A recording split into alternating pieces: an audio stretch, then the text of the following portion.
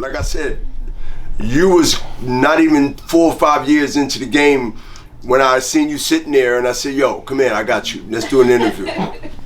Right? It was like you knew you were my favorite fighter ever or something. And my thing, even if I wasn't your favorite fighter, give you a even shot. if you ain't revealed that, it didn't matter. Because if you'd have said that, I still might not have gave you the interview based on saying, oh, he want me to do an interview. It's common for someone to say something nice to get something great. And so what I wanted to do is, without them knowing it, because I knew Franchon enough. Franchon, I'm going to say your name up there. It ain't authentic. And guess you should have said, no, be out, this your moment. It is. But my moment, greatest shine, is when I help others. In the process of, I should be I should be basking in my own glory. But the unselfishness that I've learned how not to be, or to be rather, it taught me one thing. There is a lot more ahead of me that I don't want to cancel out being greedy. It's enough to spread around and still get the accolades that you already accomplished, and that's around the corner. And I'm not talking about boxing in the ring. I wanted to give that woman there, Franchon Cruz Dezern, the commercial, to co-sign her in front of a important crowd of the Hall of Fame that's 3 years wrapped in one, so it was a bonus Hall of Fame year because of COVID. And she's undisputed, which is no dispute. Yes, sir. Yes, And sir. my whole objective was to give her a lesson, to show her, to give her a lesson, to show her a lesson that she must do the same thing in her own authentic way that I did tonight. Yes, sir. Because it's going to be a young female or a young male.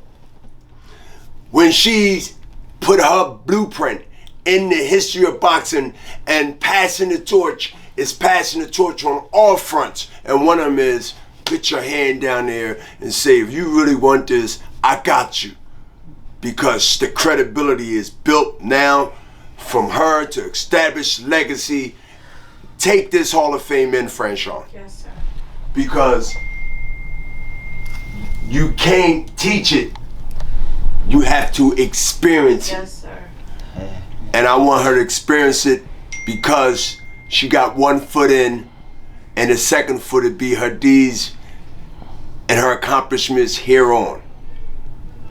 That's the goals you set to stay hungry. Now she got to think, I'm going to get in the Hall of Fame. The business part going to take care of itself as long as she's watching it. Yes, sir. But if she now has a spark on top of the spark she had, that this is the heaven of the Hall of Fames, of all the Hall of Fames in 36 states of America, then guess what? You know what, husband? You know what, Glenn? What? I'm only a quarter there. I'm not even halfway there yet. What are you talking about? You got 4? No, I ain't got nothing yet. Yeah. I'm not in the Hall of Fame right now. I'm not sure that I'm a one ballot. She want to do as much as she can where they said her name, first ballot. Why are we even sitting here having a conversation about who voting, who not voting? Undisputed. Like it was for you. Yes. Definitely. I'm truly inspired. My whole thing is, I did that because she deserved it. And the respect and love. I'm glad I got her a chance for me to prove to her, to go to my partner and say, let her go. Let's not hold it back. Let's not be the ones that we despise. That if you look at the Righe fight in Philadelphia, that program, when I was making my whatever defense, it says, me and Oscar got our contract, and it says, we're not going to be those who we despise. I didn't have mention names, and I felt like if I didn't let her go and be free, with no stipulations. Before she became undisputed, then I'm a hypocrite. In my name, in my word, in my work that I put in, and what I care in certain points, in certain situations, how I'm viewed and looked at, I need you to give her a release, Oscar. And know what he said? Okay. No questions asked. Because you and she got an opportunity months later to be right in that chair, as you can flip the camera to her, the 168-pound undisputed super middleweight champion of the world. Thank you. So, any questions?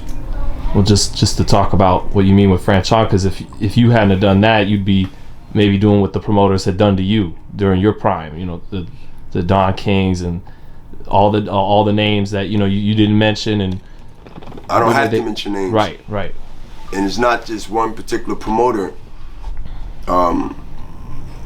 Most of them got blood on their hands for doing something that either derailed or hindered a fighter's career. Not on my watch. Being a partner or anything ain't that important to me to be who those I despise. You remember, I said that. It's out there. It's in a program with our big pictures holding our contract. If you don't have it, I give you my number if you ain't got the number. I screenshot it and send it to you. The only thing that I have when it's all said and done is my word and my balls. I don't break them for anyone. I mean, we've seen your loyalty even past being a fighter. You could have maybe joined with other promotional groups who. I get offers. Yeah. I get, as they say, overtures here and there. There's no secret. I don't mind saying this on camera. But one thing that I'm proud of myself, as much as I respect money and know what it can do and know what it can buy and know what it can influence, I want to believe that I have the instincts and the know-how and all the information I need. When I make a move, I don't make it emotional move. I make a calculated move. The same way I boxed. The same way I thought and think today. It ain't learned. It's earned. I've earned that respect even through my worst enemy. It was great hugging and taking pictures with people that I didn't like and they didn't like me at a certain point. Lou DiBella, Right. who's in the Hall of Fame.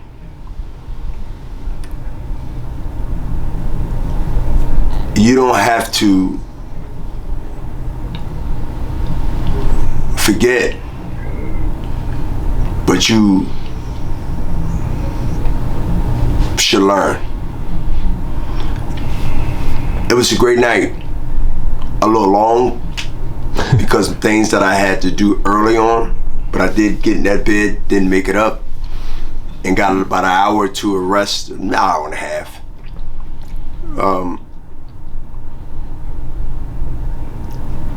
This might be the only time, and not that it's a bad thing, that you will have a trilogy of a Hall of Fame, Franchon, because of a pandemic. Could be 30 years from now, could be 40 years from now. God knows who we would be. We think we were going to be, and we hope we would be, and we strive to be where we believe or where we'll be at. But nothing is guaranteed. Suck it up while you can. I must enjoy things while I can. That's why I go to Florida and enjoy my place and never leased it out again. And I leased it out for 8 years with no regrets, but the timing of enjoying it now in my investment. And thanks to that man, Joe Lear, who got me many, many, many deals and sponsorships, whatever, and not having a signed agreement. We never had a signed agreement. And most people that worked for me in my camp hated him. He can speak for himself. In 9/11/01, Joe Lear has so much raw footage because he kept a camcorder in my camp every time I was, majority of the times I was away, and he down ground zero filming everything, and I'm in camp. I'm in camp in New York City. No, I'm getting ready. Camp over. It's a week before the fight. And Joe Lear have raw footage of people jumping out live. Bernard in New York trying to find out where we're gonna go. And as Joe Lear recorded, Nazim, bless his soul, tells everybody, it's on the internet, well, Nazim, when this thing happened, what was Bernard's thoughts? He thought the fight was gonna be canceled, whatever. Man, this said, let's go to Harlem, they ain't gonna bomb the hood. I think your boy Malik told me that too. Malik, your bodyguard. Listen, he was my assistant. But it's okay. Franchon, I've been consistent. Not perfect. I know what people can do if they put their mind to it. I'm a prime example. And anybody around me, if they don't learn something, then they didn't want to learn. That's important. One, I can't help myself. I'm going to drop knowledge on them. It don't necessarily have to be boxing. It could just be the way of life from my perspective. They can look, take it or leave it. I don't have any degree as far as being taught this. I have a degree in living it. You have Glenn, Franchon husband here, who works side by side with his wife. And I'm pretty sure that in any healthy relationship, there are disagreements. Mm-hmm. But one thing that we never talked about, and one thing we don't have to, but I noticed, to be confident to say it, when it came to tackling the adversity and the haters and the things that she needs and he needs to prove them wrong, they come as one. They leave as one. They win as one. They get defeated if that's the case at one. There's a risk in everything. You dare to be great? Well, damn it, show me. That to me is not a losing team. That is a team that has a chance to make history just being who they are and what they are to each other. Bernard, just to ask about your special moment tonight and tomorrow, getting inducted in the Hall of Fame. I forgot we talked about man. That's okay. Because you were showing love to other fighters like Franchon and to her husband Glenn. What's your question? Well, so many special fighters getting in, but they had you speak last, and you're the oldest champion to ever put on a gloves. We celebrated George Foreman for so long for being that, but when you beat Pascal, that surpassed it. How's it feel to get in? There's a lot of great fighters that get in, but getting in as a special fighter, the oldest champion that ever boxed, and getting in with Floyd, Roy, Tony, guys like that. Well, I'm not getting in with Tony. I'm not getting in with Floyd. I'm not getting in with they getting in on their own terms. They getting in on their own years. COVID just made this thing, as I said earlier, it made it where we both, all three classes, are sharing a stage without anyone, at least I know I'm not stepping on nobody's feet, to steal the show. I'm there as authentic as I can be, as real as I have been, and people see that. They don't have to tell me, even though we heard it being escorted up here. Every class that was on that stage as one tonight and tomorrow represented themselves for that particular year they got in, 21 and 22. As far as I'm concerned, I'm sharing it with them. They should think the same way, and now we all thinking what? We got our own respectful time for our own respectful deeds. That's not ego. That's being considerate of your time. Because at the end of the day, the only thing that'll make it official is the ring and the certificate. If that would have came in the mail, as cheesy as that might sound, I would have been blessed and happy. Because a lot of times you can say things and people hear you, but they don't hear you. They hear you, but they're not listening, or they listening and they're not hearing you. And so for me to get a chance to say my piece at a time that is late and known as a talker, the right thing at the right time, being exhausted from all the great motivation and stories that they heard, whatever you say might get missed. So you get in a strategy and you get out. And I know that come from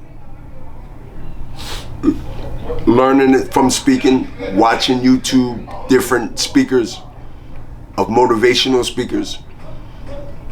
And one thing I learned from Les Brown, who used to be married to Gladys Knight and the Pips, but not the Pimps, Gladys.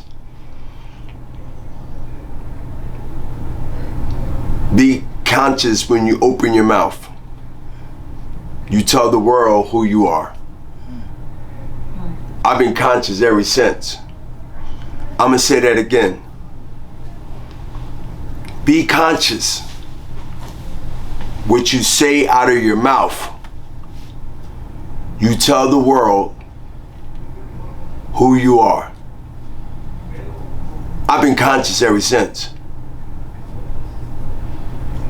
I understood that right away. And so when I prepare myself mentally to do what I love to do and speak,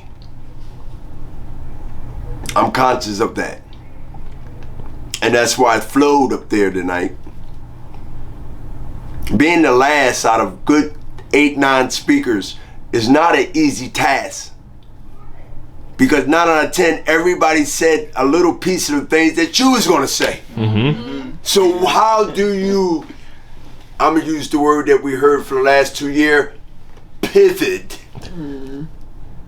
and still make your point like they heard you for the first time and heard no one else?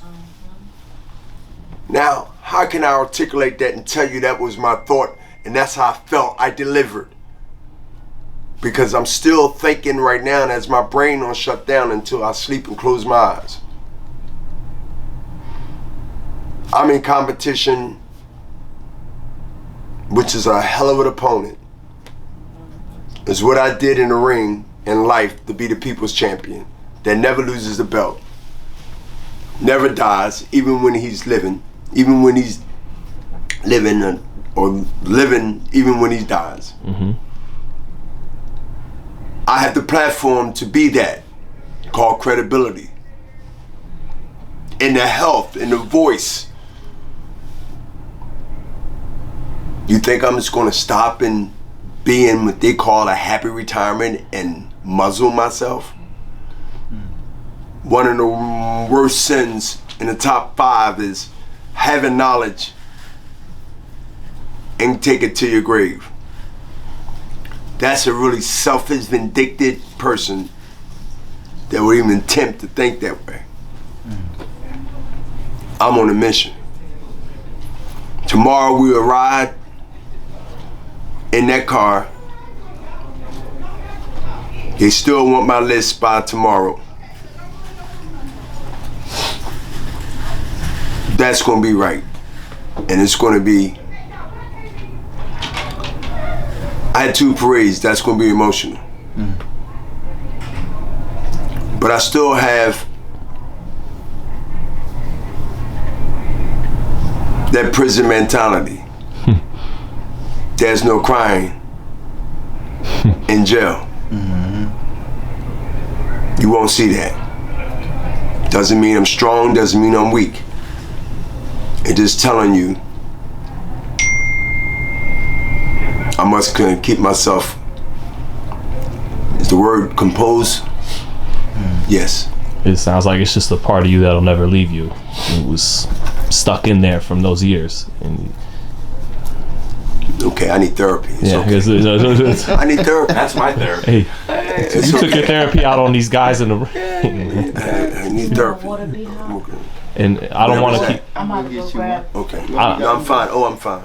I don't want to keep you too long, Bernard, because like you said, you had a really long day, and this is your moment. But I wanted to give you that respect because I haven't seen you in a long time, and I know when you was that young kid with the same hair, didn't lose any of them. You sitting in the corner with a camera, and you said, "Me? Oh, I can come," and you was professional. So I again. I'm proud to see you still doing what you love to do. Thank you, Bernard. I hope I do a good job in your eyes. As long as I do that, I'm all right. But before I to wrap it up, then you in being the oldest fighter to ever be world champ. I mean, not only were you did you do that at 46, you unified WBA, IBF at like 49. 50 years old, unified champion. It's crazy. To sum it up, do you the skills is all you got once the athleticism and the speed leaves, and with that being said, does that mean you're maybe the most skilled fighter in boxing history, or as skilled, and with that, what do you want your legacy as a fighter and as a man to be remembered, and were you are you as skilled as fighter we've ever seen in boxing? No. Okay. Far from it. I think my biggest attribute in all my talents, whether speaking, this and that, my mental. My mental is impeccable. How did I learn how and had to deal with things that could have went wrong, and I could have gave up a lot of times in my life. Just dealing with the personal period and overcoming ignorance, lack of knowledge. Nah, man. I believe I said a little bit that on stage in a different way. My mental. I hear the Warden. When I face adversity, all the way up to 2022, we always gonna be, as we live, deal with adversity. I give myself a better chance or continue to hear the Warden. You be back, why are you giving that away? You be back in 6 months. You read it, you heard about it, you repeated it throughout time of you interviewing me. That Warden's been motivating me for 30 years of boxing. 9 years of parole I heard the Warden. The first fight I lost as a pro, Clinton Mitchell, Atlantic City, 1988, when I first come home. Even though I had a loss, I didn't box in 89, I didn't box in 90. It was a tug of war between do wrong or hear the Warden. The Warden took me off the streets in a different way. And eventually, I proved through work, through victories, defeats, and time that passed, I've beaten the Warden, but I kept him near. I said it again before this. I beat the Warden, but I kept him there. The voice. He would never die in my ears. Physically, probably already dead. He was 70 then. But in my ear, when I hear adversity of any sort, what I can't do or can't accomplish, I'm gonna give it all I got because I hear who? The Warden. The title of my book be The Warden, with an ear underneath the words. An ear image will be under that title, The Warden. An ear. The Warden, the ear. I gotta buy this book. By Bernard Hopkins.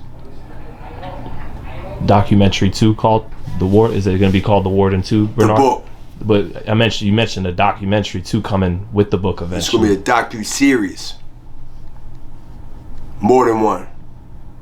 We got to talk about the 2 stab wounds I got when I was young. Don't you know it was 2 former girlfriends back when I was in my teens that was there here today. You should talk to Tanya Mitchell that's there. We was 12, 13, 14 when my first stab in downtown Philadelphia. She got stories and she got pictures because she visited me at Greater Falls State Penitentiary when I got all orange jumpsuit on. I told her, I don't want them unless you get a check. Tanya Mitchell was at my table. This is a high school junior girlfriend that we still kept close to the day. She in her 50s, buddy. She was sitting at my family table. And you had I believe you've seen her, Glenn. Yeah. And you had the thick glasses when she would visit you too, right? You seen the glasses? I saw the glasses. Who showed them to you? No, I saw there's pictures of you when you were young with your sisters. I had the thick glasses. Yeah. You get your ass whooped by this dude in some glasses. Bad. Really bad. Yeah. Yeah. So it's a lot of things people don't know, but the documentary, as Floyd said, when I was off the stage and coming back after what I said, he said, you're going to have a hell of a documentary. Floyd said that? Yeah.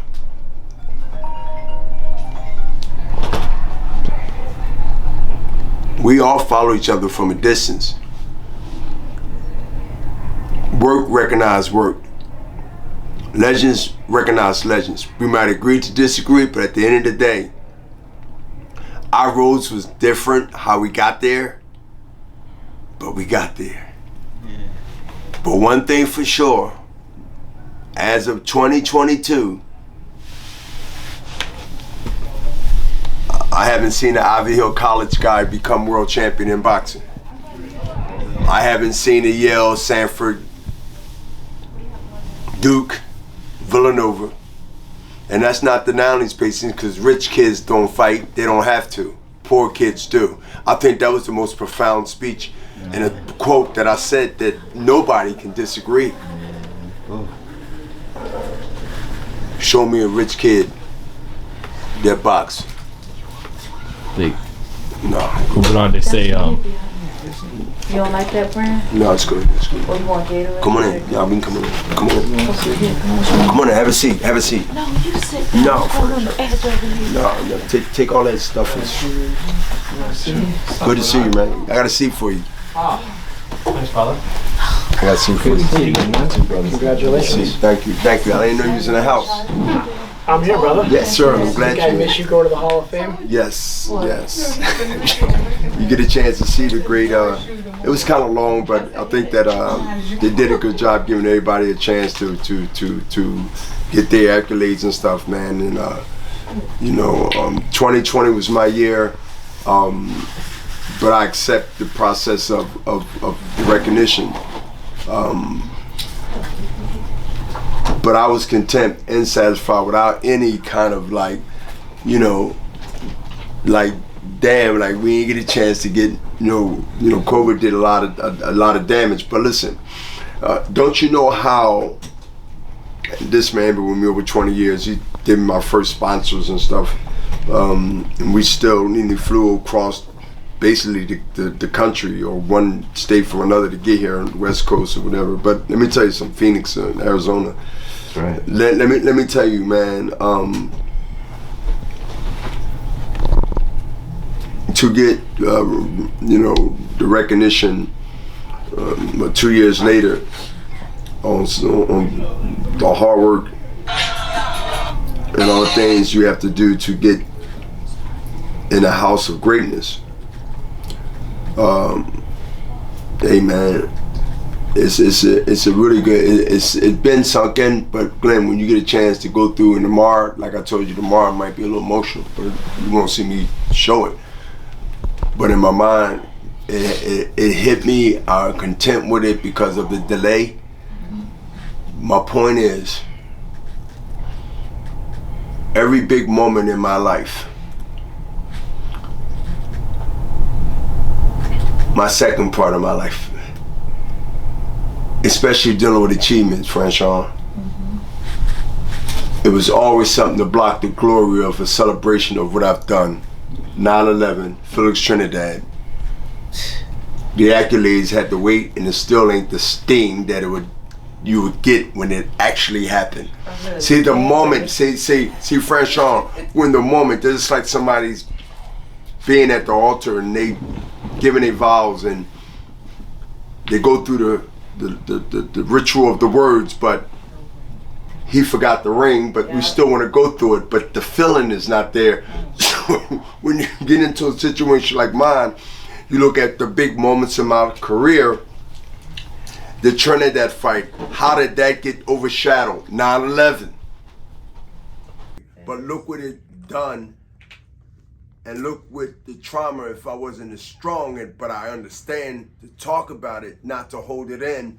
It's like great moments of mine where I needed to get my accolades, even from my enemies and naysayers. There was some type of tragedy that took the sting out of that performance, that particular night, year, month, and time. You can't get that back. It's like your husband forgetting your birthday and he giving you flowers a day late. And y'all been together over a decade. How do you go ahead and make that up? So look at the Hall of Fame. Ready to go in. Canceled. 22. Now what are you saying, Bernard? What? This has been my life. Because based on that, what I do next, that's where the second chapter of the People's Champion come in. We know it ain't gonna be boxing in the ring no more. And not even actually as what I'm doing now. It can be anything that I choose to do. Already got the foundation, already got the momentum, already got the achievements, already know you can't tell me I can't because the Warden said I couldn't. How do you stop an individual like that that still have his senses still have his ability to express himself to the highmost.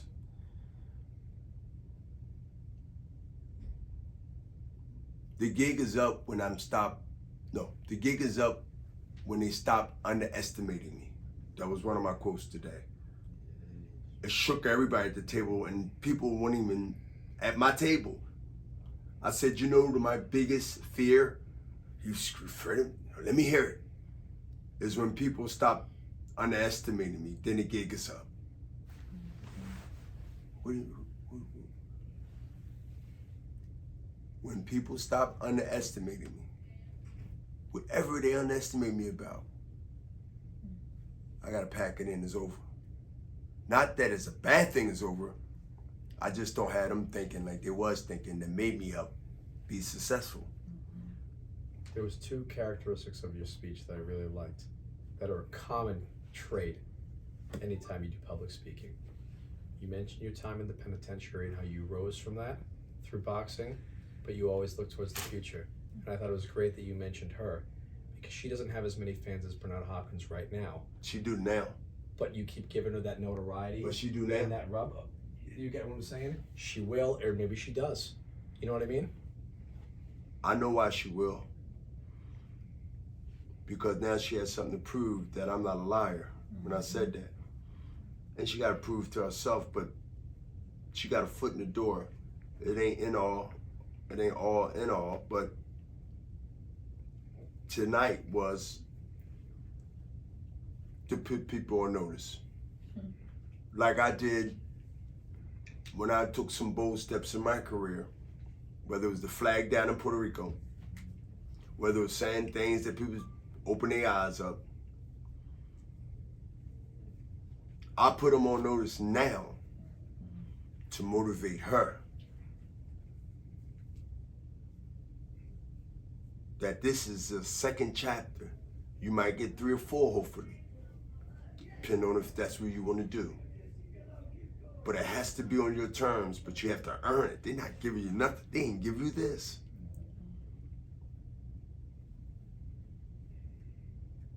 I mention people and talk about myself more or less because of what? I mentioned 2020. I'm content without having a certificate or a ring that I would get tomorrow. My son be 12 tomorrow, June 12th. He don't even know I'm calling him up on stage or wherever they give us our ring.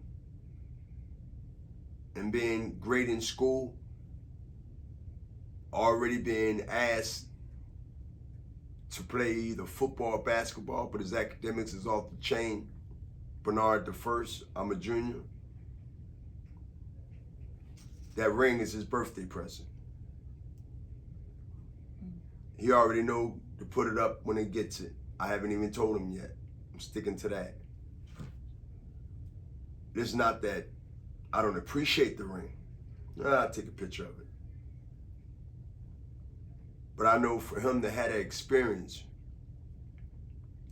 today, and when he ride with me in that car tomorrow, because I believe we're allowed to have 2 or 3 people, he know that whatever he do,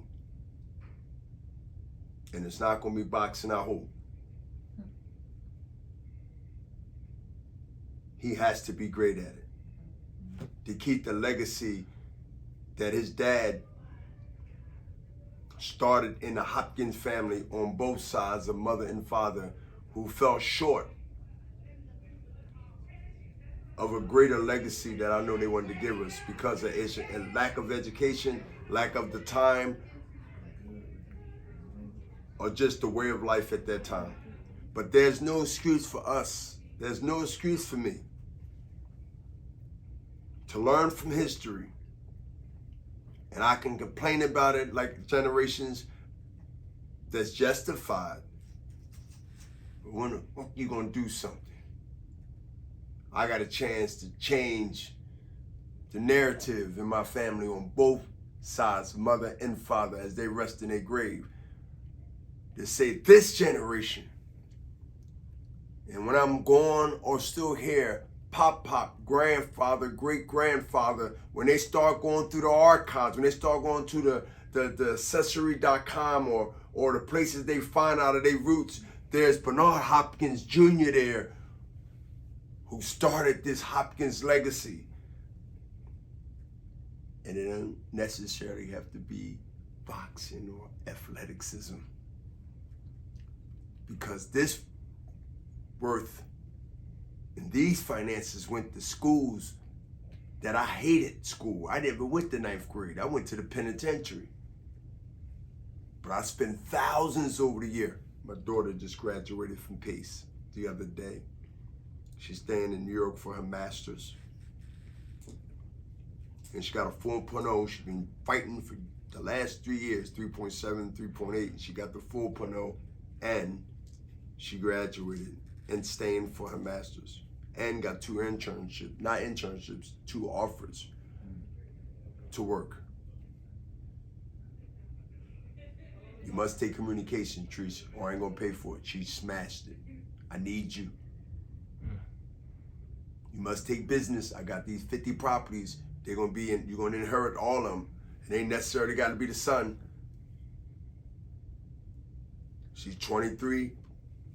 He's 11. Tomorrow, the 12th, June 12th. Remember I told you. As they say back in the hood, we say, nah, dog, nah. I ain't gambling with their future. I'm gonna give them the best education. And what's the other side? I'm gonna take them like I always do since they was young. I'm gonna give them the game. That the Wall Street guys and the slick guys with the nice $5,000 suits and driving a Porsche would never compete because they don't have to. But I'm gonna pay for their degree and I'm gonna get them the other degree and they're gonna wind up having a bachelor's and master's all at the same damn time. Ew. Now I'm kicking your ass out. Get out. All right.